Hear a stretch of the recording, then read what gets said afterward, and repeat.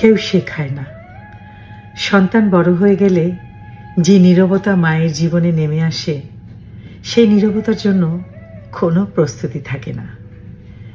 এটা ঘর খালি হওয়ার নীরবতা নয়, বরং বুকের ভেতরে জমে ওঠা এক অদৃশ্য শূন্যতা।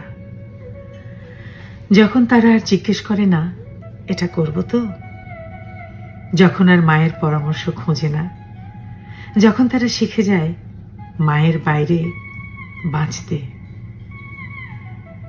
হ্যাঁ, মা তখনও হাসেন।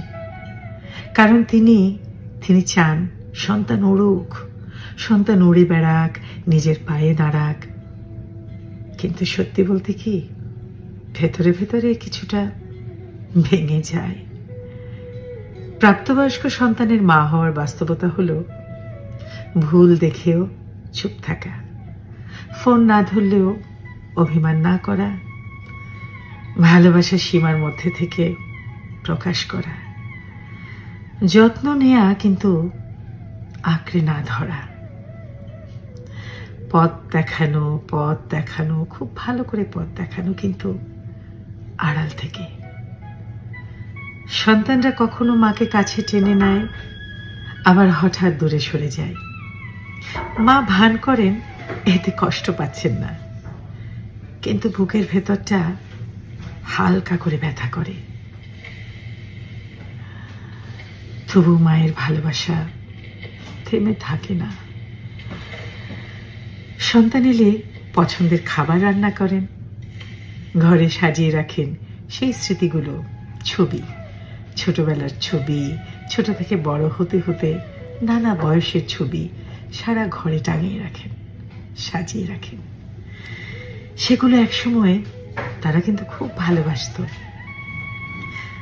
আর রাতের নীরবতায় মা চোখের জল লুকিয়ে শুধু দোয়া করেন, যেন আল্লাহ সন্তানদের সমস্ত ঝড় থেকে আগলে রাখে, রক্ষা করে। শেষ কথা কি জানেন? সন্তান বড় হলে মা মেনে নেন। তিনি আর তাদের জীবনের কেন্দ্র নন, এ কথাটা মা মেনে নেন। তবু ভালোবাসা একটু কমে না। কারণ কিছু ভালোবাসা তো ফিকে হয় না, শুধু শিখে নেয় অপেক্ষা করতে নীরবতায়।